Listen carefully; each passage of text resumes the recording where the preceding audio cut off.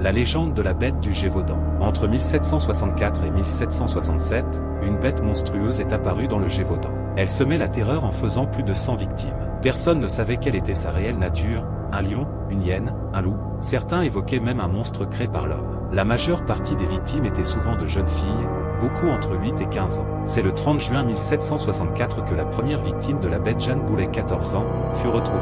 Cependant, selon les écrits, elle ne serait pas la réelle première victime, mais la première à avoir été recensée. C'est à la fin du mois d'août 1764 que capitaine Jean-Baptiste Duhamel est envoyé pour chasser la bête. Début 1765, le capitaine Duhamel et ses hommes font débat entre le manque de résultats de la chasse de la bête et problèmes que créaient ces hommes. La légende de la bête du Gévaudan partie 2.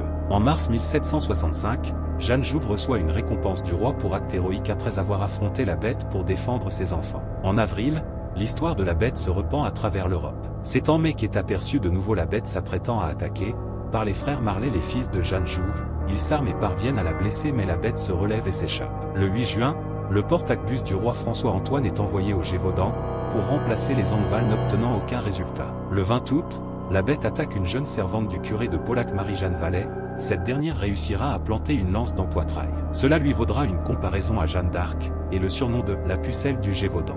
N'oubliez pas la légende de la bête du Gévaudan partie 3. Le 24 août 1765, un char garde-chasse du duc d'Orléans blesse mortellement une bête qui s'apprêtait à attaquer. La bête sera décrite comme ayant des caractéristiques du chien et du loup. Malheureusement, ce ne sera qu'une fausse joie car le 2 septembre une nouvelle attaque se produira. Le 20 septembre, François-Antoine abat une nouvelle bête, identifiée par de nombreux témoignages comme étant la fameuse bête. Le 1er octobre, il fait exposer sa prise dans les jardins du roi, persuadé d'avoir éliminé la bête. Mais à partir de mars 1766, de multiples attaques se produisent toute l'année. En juin 1767, le marquis d'Apcher décide de mener une battue avec plusieurs volontaires parmi lesquels se trouvait Jean Chastel. C'est Jean Chastel qui la blessera et la mettra hors d'état de nuire. Les attaques cessèrent définitivement le 23 juin 1767. Une stèle sera érigée en 1995 en honneur à Jean Chastel. Mettez un like si vous avez aimé. Cliquez dans le bas de ce short pour retrouver l'épisode précédent. N'hésitez pas à vous abonner pour d'autres histoires mystérieuses.